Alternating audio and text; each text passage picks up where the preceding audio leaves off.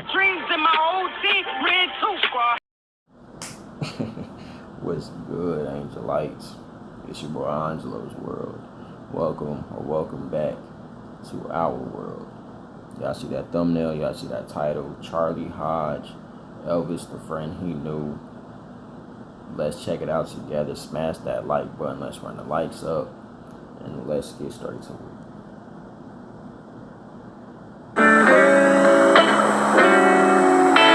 I always knew I was supposed to do something special in my life, and it would have to do with entertainment, probably music.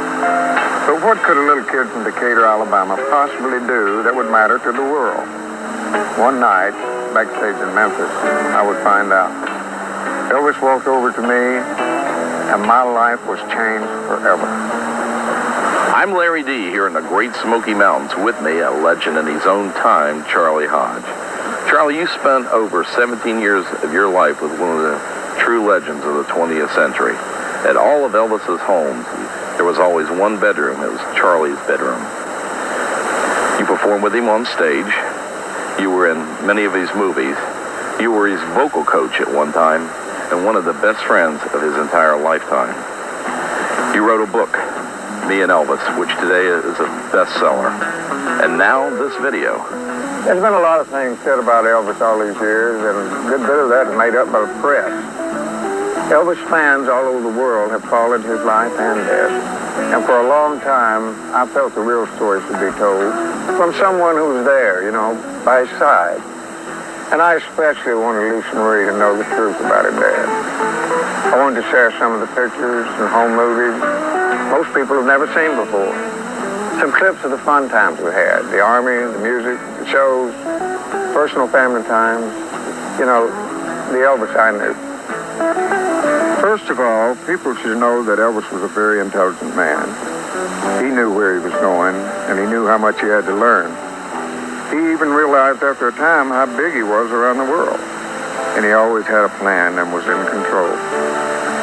The staff had a logo we used on our jackets and everything, TCB. That meant taking care of business. That's what we did. That's what we wanted to do for Elvis. The entourage Elvis kept around him was made up of family members and friends. And I began to realize how important family was to Elvis when we were in the Army. I was singing with the Foggy River Boys in 1958 when I was drafted. And a stranger. After that first meeting backstage in Memphis, I would see Elvis again at Fort Hood. We both arrived for basic training about the same time. He remembered me, and we saw each other from time to time. Elvis's mother was very ill that summer, so the Army gave him some time to go home and see her. She died suddenly while he was there, and when Elvis got back, he was numb with grief. And before we knew it, we were on a troop train headed for the port to ship out. We became friends on this trip. It was about this time, I guess, that I started a role that I played the rest of my time with Elvis over the years. We were aboard ship, and Elvis had asked that I be assigned to the area where he had put. They put Elvis up with the NCOs, the sergeants and everything, because all the soldiers wanted to get autographs of Elvis and pictures made with him and everything, and the only way you could get an arrest was to put him with a sergeant.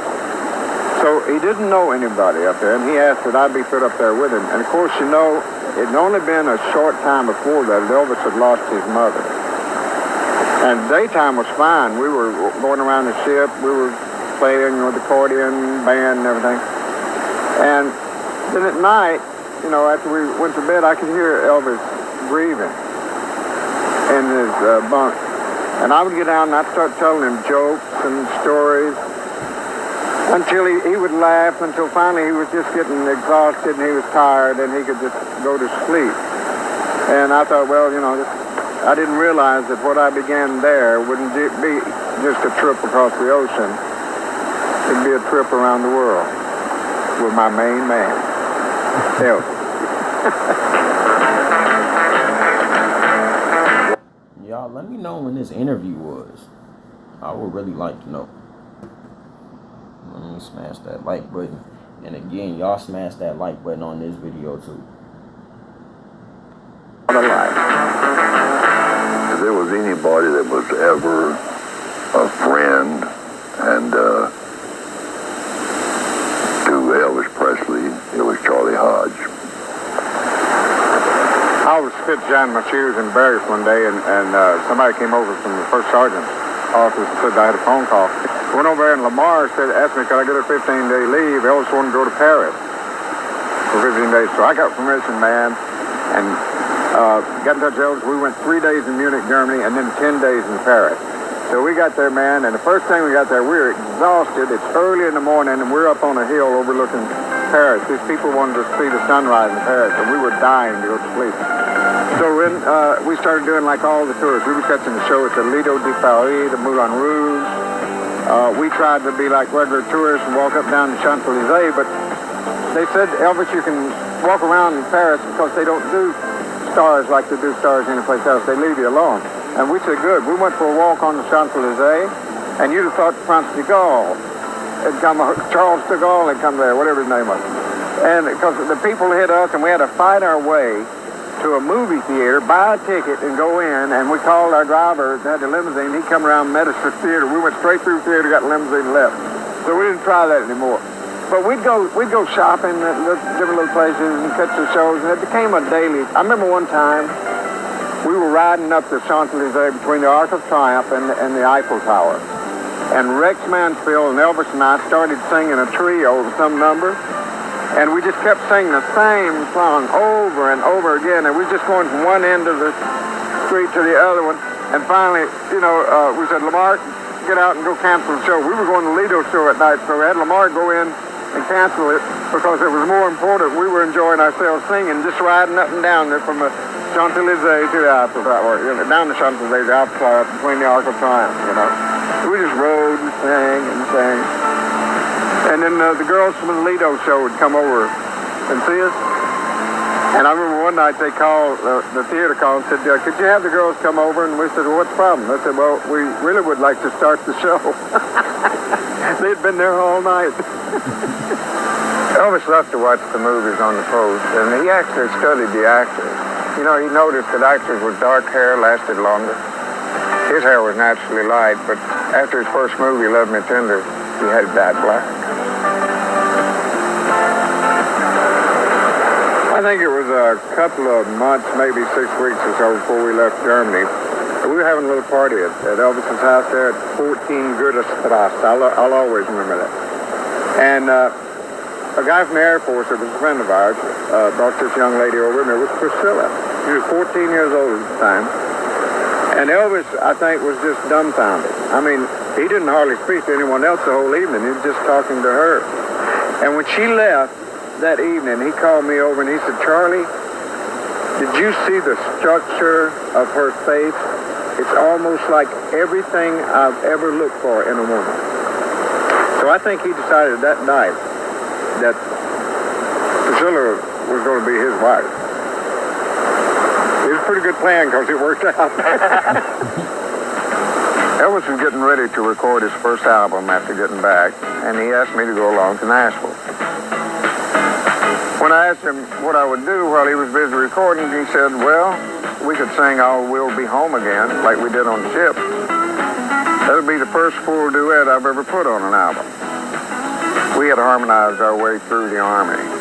We were on our way to Nashville and to another step in our relationship as musicians. From that time, for well over a decade, life was a series of phenomenal events. Elvis interrupted the recording session to go to Miami to appear live with Frank Sinatra. He'd been out of the Army only about a month. After Nashville, we would embark on an incredible journey to California by train to do a movie.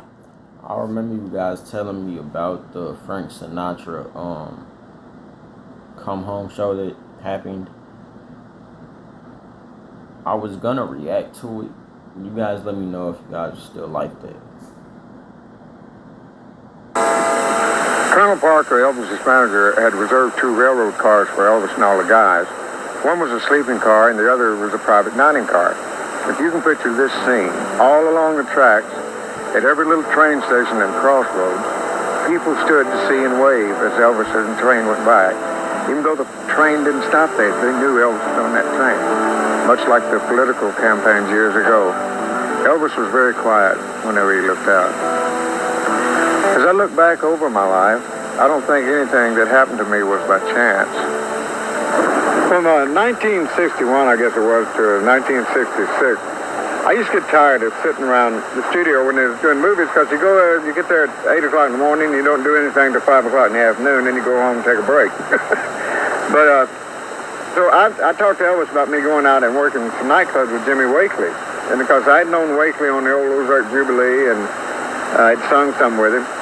And so Elvis said, all right. And so I would go out and work these tours in Las Vegas, Lake Tahoe, and Reno with Wakely, and then come back in and do like the soundtrack for a movie thing with Elvis, and then we'd go somewhere else with Wakely. I remember one time we came in, and I walked in through the gate, and I said, and Elvis and them were loading up the bus. I said, have a heart, I just got off the road. And Elvis said, shut up, load your stuff, and let's go. So we loaded up, and Elvis had just gotten this 1963 Dodge mobile home. And we always followed it behind with a station wagon full of a trailer with all our clothes in it, so it wouldn't be so much stuff in the bus. So kind of tell me, what was it really like to travel on the road with Elvis? I know we'd drive sometimes, and we'd stop and we'd spend the day in a hotel because we'd drive all night long. And then get up that night, and sometimes Elvis would drive 100 miles and say, let's check back in another hotel. I don't feel like that. And we'd stop on the side of the road, and we'd throw footballs, and we'd do everything. But what Elvis was, he was really anxious, really, to get back home. That's one of the reasons he got the bus, so he could have everybody together and we could all go home together. I remember one time we was coming through Arkansas, and we was listening to George Klein on WHPQ radio. And he played a song by Tom Jones called The Green, Green Grass of Home. And that's the first time we had heard that. We had been out in Hollywood, I think, for 3 movies in a row, so we hadn't been home in probably 9 months, you know. And we listened to that, and every one of us started tearing up a little bit. And so Elvis pulled over to the next phone booth. He saw us, said, Joe, call George, tell him to play that song again. So Joe called George. He played it again. Elvis stopped at the next phone booth to call him, tell him to play it again. And this went all the way from over there in West Memphis, Arkansas, well, the other side of West Memphis, actually, so all the way through Memphis. So we got home. He was calling. Every time we'd run in the phone booth, call George, tell him to play that song again. And George would announce on radio, he'd say, the king and the boys are on the way in, boys and girls, you know, and boom, boom, boom, tell about it. So he was giving them a running description of us coming in and listening to Tom Jones. And then Tom Jones later became a very close friend with us. Very close friend. We were down in the den. I think we were playing records and listening to new demos for an album Elvis was going to do. And Charlie came in. I didn't realize he was so short. And I was glad to see him because that made me, I used to be the shortest guy in the group, and along comes Charlie, and he's the shortest guy. So we were very glad to see Charlie Hodge, but Elvis said, George, this is Charlie Hodge. I met him in the Army. He used to be the Fog River Boys. I said, yeah, I remember you. He used to come out with a coat case, and we all laughed. And Charlie said he'd heard Elvis talk about me quite a bit. So you're the disc jockey from Memphis, a good friend of Elvis? I said, yeah. And Charlie and I kind of hit it off pretty good. Elvis always would dress for all occasions and everything. We had, driving across country, we had jumpsuits with our name on it. He had a great time with the truckers, didn't he? Elvis drive the bus going across, and these truckers would recognize him. Going across, and they'd blow them big air horns, and Elvis would blow his horn, man, and then he'd racing them across country. Of course, it wasn't a race, but he had fun. He was playing with the truckers, you know. He had his own truck, customized, naturally. But he dressed special always.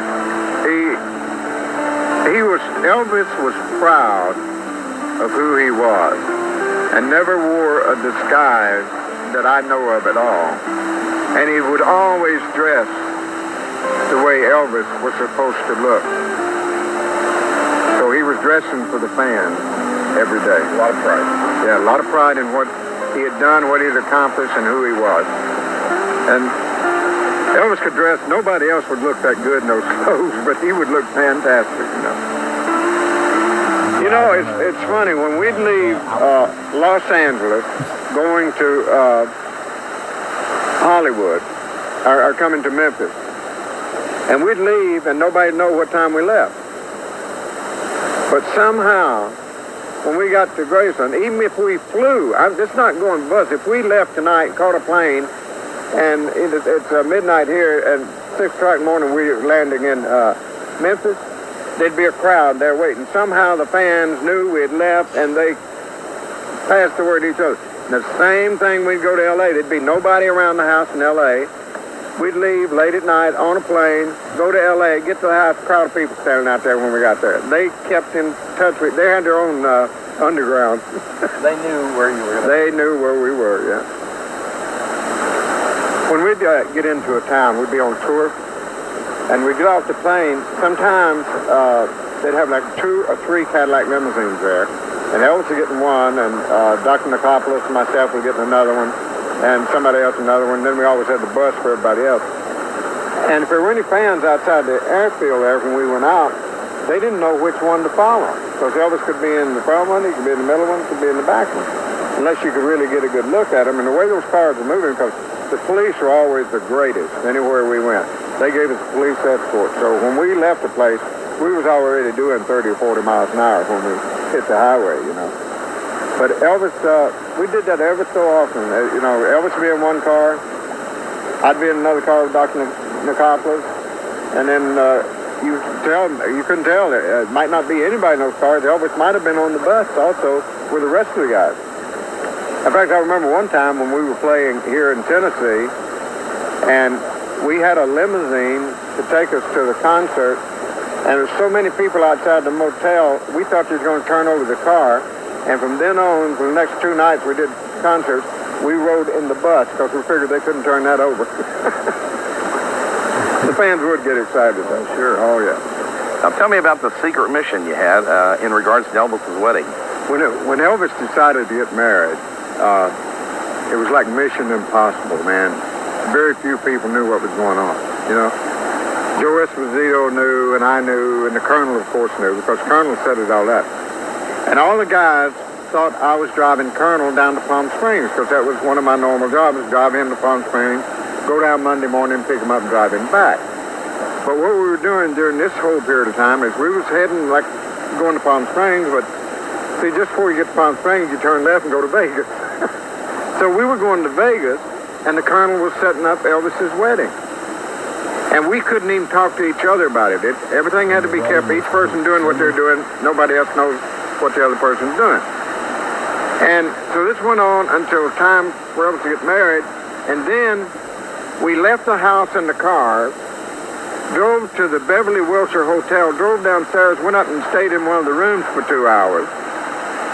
Then after we got early in the morning, you could see any cars for it. We went down and got the cars and drove the rest of the way to Palm Springs. Then got up the next morning, everybody loaded in the planes and went to Las Vegas, where there's all the news media down there ready to grab it, you know, get pictures of Elvis's wedding. Then all of a sudden we're in Las Vegas. And the media, Colonel kept it so it wasn't like a circus. And Elvis and Priscilla got married, and then they came to the wedding breakfast, and that's where the media got to see them for the first time, and they were now man and wife. But I gotta remember this early, so of course it's Priscilla. That's the only one that I know about.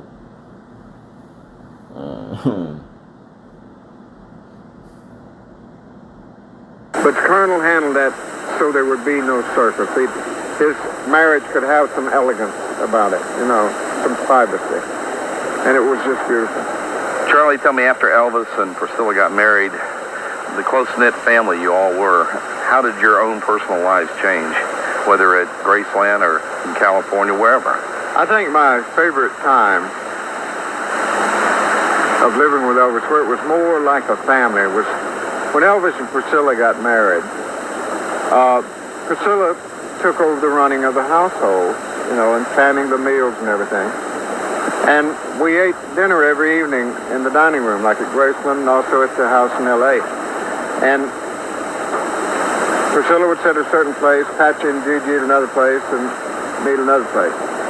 And we'd have a meal every evening. It was like a family. And all the guys who used to come there, Priscilla told them, I remember, said, "Oh, you guys are welcome to eat what we're having for dinner. But you eat what we have. You don't come in here and place an order like it's a short order cook. So this is a home, not a short order restaurant."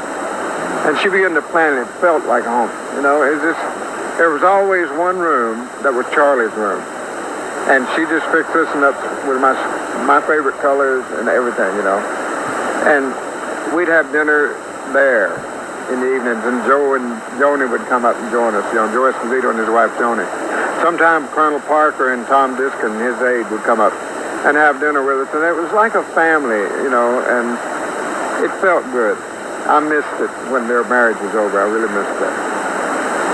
Yeah, Charlie lived at Graceland, and I think that really was good for Elvis because Elvis, truth be known, Elvis really liked to have as many guys as he possibly could live at Graceland. Well, it's funny, when I first moved into Graceland, my room was upstairs, you know, and then Elvis decided he needed a bigger closet. So I moved downstairs, and they knocked the wall out and took my bedroom, made a closet out of it.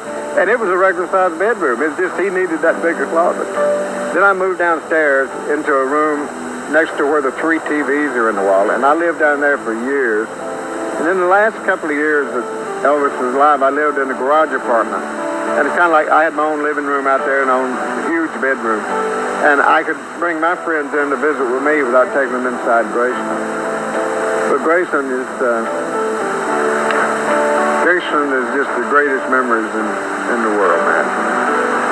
That's where we played, we planned things, got ready to go to Hollywood, came back from Hollywood. There's so many memories there. You were in many of Elvis's movies, and I remember a part you played in the movie Charo.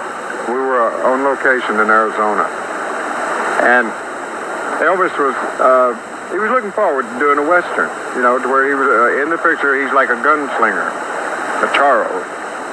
And then we got there and the script started changing because, well, Elvis said it was about the time that they started talking about all the violence on television and in movies and everything. So Elvis, he said, well, the gunfights are turning into dirty looks, you know, and he went over to Charles Marcus Warren, who wrote the script for that movie and was the director.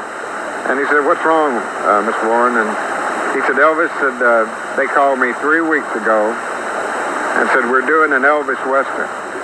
They didn't say we're doing an Elvis movie, and it's a Western. We're doing an Elvis Western. And said, and I had to write this thing in 3 weeks. And he looked at Mr. Warren, he said, Mr. Warren, let's do our job, take the money, and run. I was walking around on the set of Clambake one day, and we'd been having a water battle. You know, we had water guns, and then that wasn't enough. We'd get a glass of water, and sometimes take shaving cream, put a head on it, you know, to have our water battles. And then it got into buckets of water. And I was standing around the edge of Elvis's trailer waiting for him to come out. And one of the guys had climbed all the way to the top of that studio, one of those catwalks, and a bucket of water hit me right in the head, you know. And I looked up, and the second bucket got me right in the face. You know, my shirt was just drenched. So I went over to the wardrobe and got me a dry shirt, and then I went over and put it in one of those big blowers they have on the set to keep the air circulating. I hung it up in front of it, you know, to dry. And about every 20 minutes or so, I'd go back over and feel it, and it's still wringing wet, you know. And I'm telling you, this went on all day. Every 20 minutes or so, we went out, we broke for lunch. It was gone an hour. I come back, and it was still wet.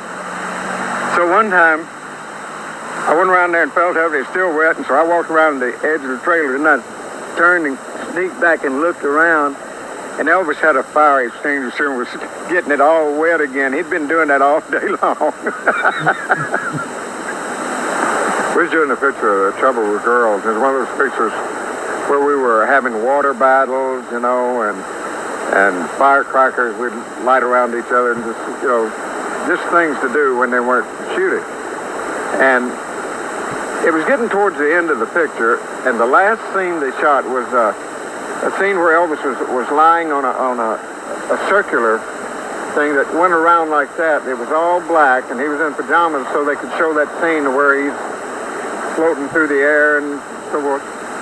So that was the last scene. And Elvis kept feeling something was up. He said, Charlie, Said they're up to something. They're going to do something. Said you and Joe find out what it was.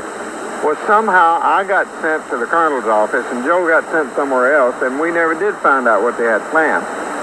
And what they did, as soon as the director yelled, cut, and then the assistant director says, that's a wrap.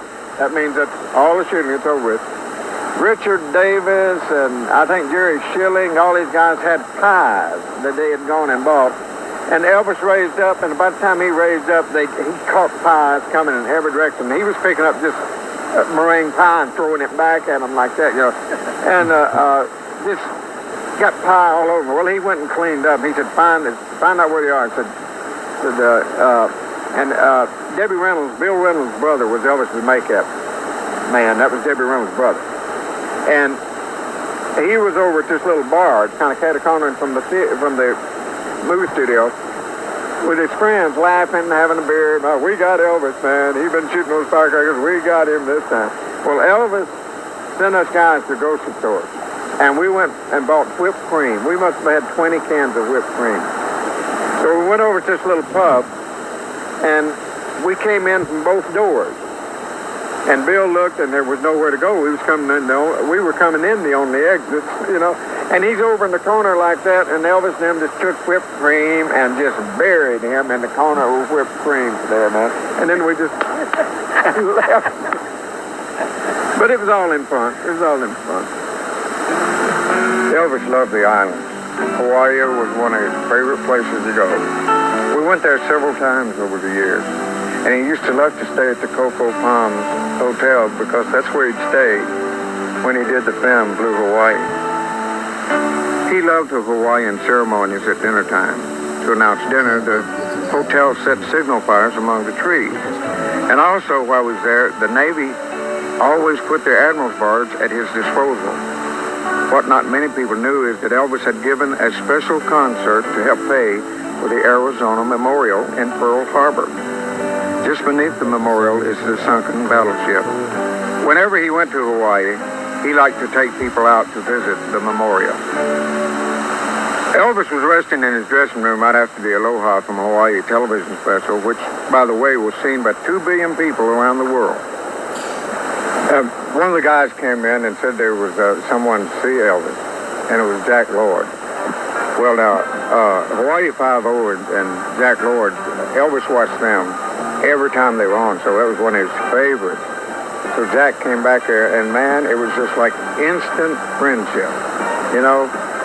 And Jack was talking to Elvis, and he said, I don't think I've ever heard such dramatic music in my life. And Elvis said, Charlie, get this man a seat. We don't want to lose him, you know? And then the next week, Jack and Marie, his wife, invited Elvis and all those guys over for dinner at their apartment. You know, once Linda Lee had come up to see Elvis at his suite there, her dad was doing a recording session one time, and he needed a tenor singer.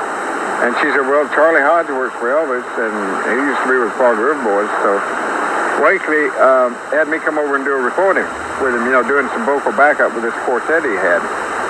And then George Ritchie, who's married to Tammy Wynette now, George came because he was my piano player when I went in the Army with the Fog River Boys. And George came to me about reorganizing the Foggies, and I was getting kind of tired of sitting around movie sets, so I talked to Elvis about me going on the road with the quartet and working some in Nevada. And he said, well, go ahead, you know, just come back in and help me do the sessions and everything. When you're not working, you come back here as home. Okay. So I had the quartet there, and then the quartet broke up, and I stayed with Wakely up to 1966, working along with Louis Prima, Sam Butera and the Witnesses, Harry James, you know, the orchestra. Harry James was my keynote playing buddy. And just a lot of stars I was working with there in Nevada, and kind of learning, I guess, what I needed to know to lay out a show for Elvis. Because in 1966, I decided I really didn't have any time that I was given to Charlie Hodge. Because it was either working with Wakely and doing shows, or coming in and doing something with Elvis, and I had no time for me. So I decided I'd leave the Wakely show and just work for Elvis. And at that time, we weren't touring, see, we were just doing the, movies and things like that. So I came back, and then they started this thing of getting ready for the 68 comeback. And Elvis talked to me, and he said, Charlie, I'm a little worried because I've done all these movies and everything, and said I've forgotten everything, and I think I may have lost it. And I said, well, no, you hadn't. I said, it's just a matter of working on it again. And Elvis not... He ain't lose nothing. He was right back on beat. I reacted to the 1968 comeback show. You guys go check that out. It's in my Elvis playlist, so go watch that if you haven't already. And if you're new to the channel, check out my whole entire Elvis playlist. Check out all the videos on my Elvis playlist. Started working on his voice. The guys would go to sleep maybe 1:30 in the morning, and Elvis and I would start, and 7, 8 o'clock in the morning, we'd still be sitting around the piano, just working on his voice control, his placement, and getting his projection going good, and learn to support his tones real good. And then we did the 68 comeback, and then they started talking about going to Nevada and working there. Well, we had to start thinking about what he could do, because Elvis used to just go out on stage with he and Scotty and Bill, and they'd do, on those one-nighters and everything, they'd do maybe 15, 20 minutes because there were other people on the show, and that'd be about it. Well, now we were going to have to do an hour show. So it was up to me then to start pacing it. So once we started rehearsals and everything, Joe Esposito would always time all the numbers and keep a list of them.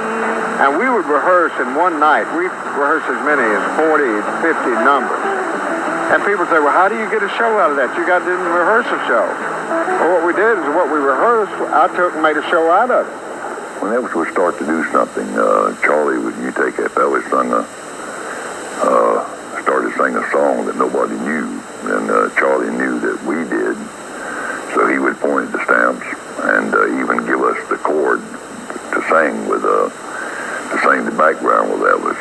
Charlie always stood there and supported Elvis, and of course encouraged him. Elvis always had to have a lot of encouragement. Because it's real funny. Elvis didn't think he could dance. He didn't think he could play a piano or guitar. And how many times I heard him say, man, I can't sing this. But Charlie and, of course, the Jordanaires and various ones were there to tell him, yes, you can, and you're going to, and you can do a good job, and the results came out very great. So that became my job. Those are the type of people you need in your life. So people who will uplift you and tell you that you can do things. Even when you get down on yourself, they're there to tell you you can do things. Those are the type of people you need in your life. Lay out the shows. And subject always to Elvis's approval, of course. And so once we started working in Nevada, we'd do a rehearsal, and I'd lay out a show, and Elvis said, yeah, that'd be good. Then maybe later on, about halfway through, Charlie said, do you think we could do such and such song, something else rehearsal? Yeah, we can put it right here. He said, well, let's put that in there tonight.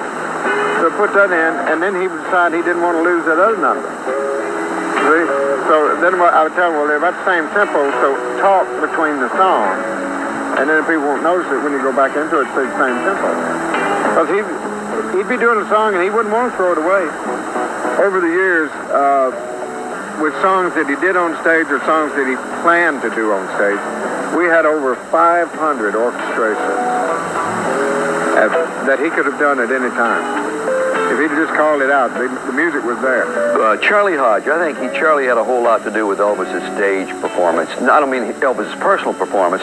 I'm talking about the production on the stage, where the band was, what songs. And Charlie, if Elvis drew a blank for a moment, says Charlie, where are he? Elvis would throw out a song like, well, Under Review. Charlie knew the tempo of the music, where Elvis may get involved with the audience, or Elvis may be making a speech, introducing the band.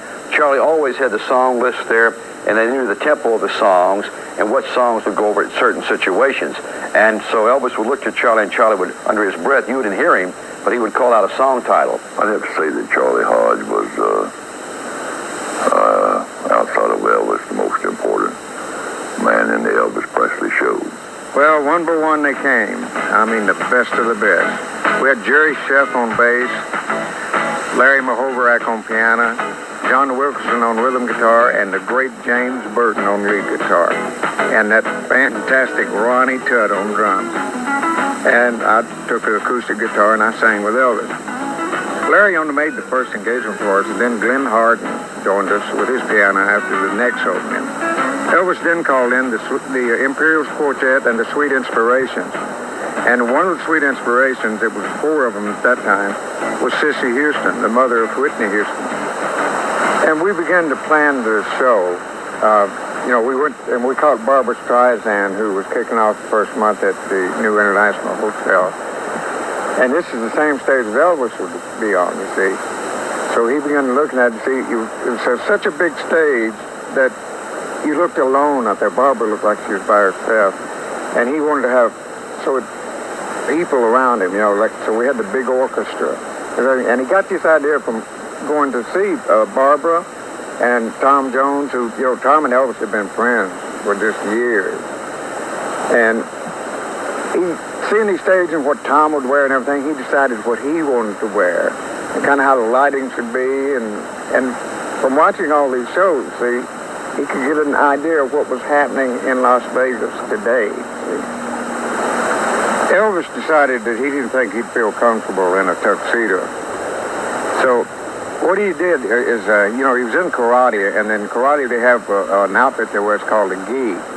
So he and Priscilla designed kind of a modernized gi, and that way he could have freedom of movement on stage and do some of those great moves he did when he sang the song.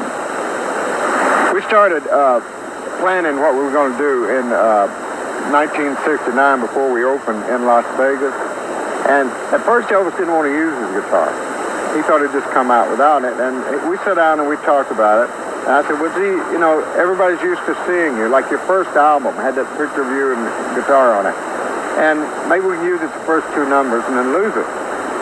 And so he said, yeah, that'll work. So come out, and then different things developed from that, like him hitting me in the stomach with the guitar. Nothing of that was ever really planned. And then he used to just hand me the guitar after he finished the second number, and then he got where he'd kind of lob it over to me, And then he started doing these karate workout things where it's just going in different directions and everything. And I'm waiting back there, where's it going? And then one night, instead of turning around and lobbing it to me, he just threw it over his head like that. Well, from then on, I caught the guitar. I never missed it one time. But if you can see the later videos where I'm catching the guitar, the orchestra actually had a period they put there. They wait. That's impressive as hell. He ain't even looking. He throwing that motherfucker. He ain't looking. He just throwing the guitar. And like you said, he ain't missing one time. That was gonna be my question. Did he miss? Did he miss catching the guitar once, at least once? When you saw me catch the guitar, Joe Gershio had the orchestra go dot, down, as I called it, big chord. So those things just developed. Nothing was ever planned. Everything worked off of Elvis and became part of the show.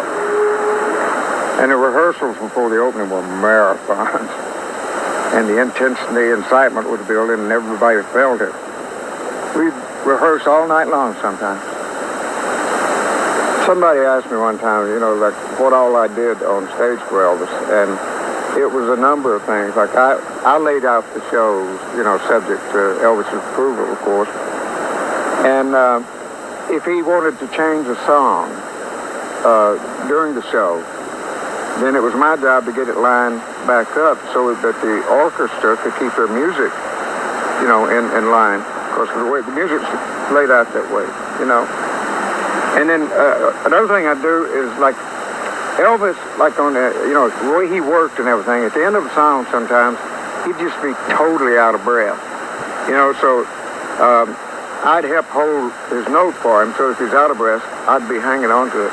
And then to help me in case I gave out of breath, because Ed Enert with the Stamps Quartet, he'd be holding the note too, so Elvis was covered, Charlie was always there to hit the high note in case Elvis didn't quite make it or didn't want to make it. Charlie was always there to hand him a scarf and to hit that high note if Elvis wanted him to. And it seemed like Charlie always knew when to do it. Somebody was asking me, like I said, about one of these one time. They said, well, you gave Elvis his scarves and water. You laid the show out. You told him what was coming up next. You were more or less Elvis's stage director. I said, well, I never thought about it that way. I was never given that title, but I guess I was. Charlie was sort of Elvis's go-between. He was Elvis's stage musical director, even though there was a big band director. But Charlie really was the guy who told Elvis's band, like, Elvis is going to work this new song in tonight. We're going to rehearse for it, and he wants you guys to do this, this, and this. Charlie had a great deal to do with Elvis's stage performance, but people are not aware of that. What happened tonight, July 26th, can only be described as a desert explosion. It was awesome, a cosmic event. It was pure Elvis. It was built on dramatics. I mean, we would have these beautiful introductions and these big dramatic endings. You know. So it's built on dramatics, and Elvis loved that. He loved it. I think that's one of the things he used to, when he used to, and he was a little boy in Memphis, and he used to go down to Overton Square and listen to the orchestras play the symphony music with those big endings and everything. And then when that developed into where he had these type of big endings and arrangements in his own songs, I think it inspired him and gave him more energy, you know, to have these big things with him now that he observed as a child and admired. If you ever talk with anyone who was there for any of those concerts, they'll tell you they laughed, they cried, they stood. They experienced something you do only once in a lifetime. On that opening night in Vegas in 1969, boy, there were so many big just superstars, you know, that came to see Elvis, you know.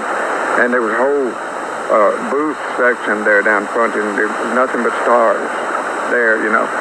Cary Grant was there, and he came backstage after the show that night. And he said, well, I got to tell you this. Cary Grant's one of those beautiful people that when he sees beauty, whether it's an art form or a painting, a statue, he gets tears in his eyes. He gets emotional, you know. And they said that the whole time he was in the booth back there watching Elvis' performance, he just wiped his eyes through the whole thing. He thought it was so beautiful. And he came backstage and he said, Elvis, are you going to take this show on the road? He said, yes, sir, we plan to.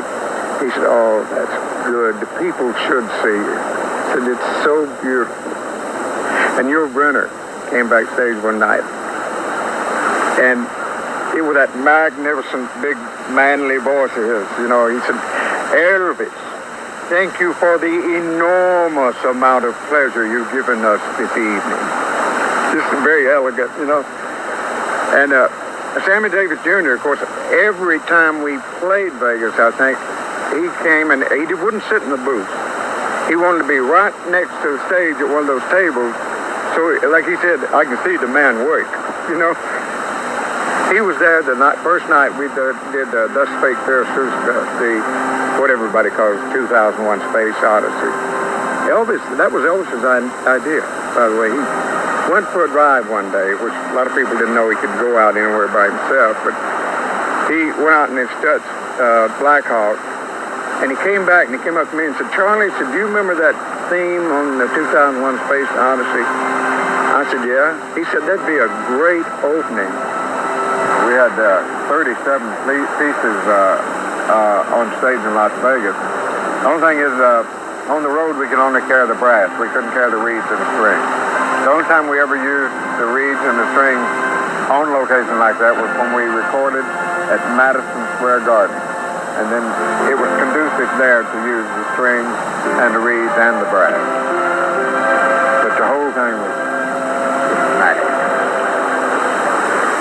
Elvis would want me to play games with him. He didn't want to look like he was picking on me. Like he'd come over sometime and he would like take a drink of water and then throw water on me, and then he'd say just over his shoulder, throw some on me.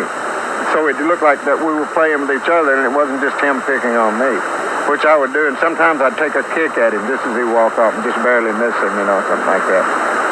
Those things that weren't planned, you know, like it's like Elvis coming over at the end of the show, and we'd been on stage like 45 minutes or 55 minutes. He said, "What's the next song?" And I'd tell him what's next. He said, "I don't feel like doing that. What's next?" I'd tell him that, "I don't feel like doing that." I said, "Well, look, we're already done 55 minutes. Do Funny How Time Slips Away, and let's go home." He said, "Okay." One night we were playing an engagement somewhere. I don't know where it was. But Elvis saw these two young ladies down at the edge of the stage, and they had a birthday cake that they had prepared for it. And Elvis got down, and he was thanking them. And when he looked up, he had that look in his eyes. He's up to something, you know? And I said, "Uh-oh, here it comes." In front of 18,000 people, here it comes. And he did. As soon as he thanked him, turned.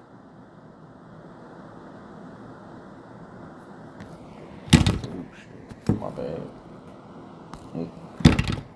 Bro. Well, you guys, that is the end of Charlie Hodge talking about the Elvis he knew. I hope you guys enjoyed this video. If you did, again, smash that like button. Comment down below what other Elvis reactions you guys would like to see. And smash that subscribe button and turn on that post notification bell so you do not miss any other Elvis reactions I have on the way. And while you're at it, go check out my very last video, my reaction to His Hand in Mine. That video will be over here, so go check that out. And I'll see you guys on Wednesday in my next Elvis reaction. And I'm out. Peace.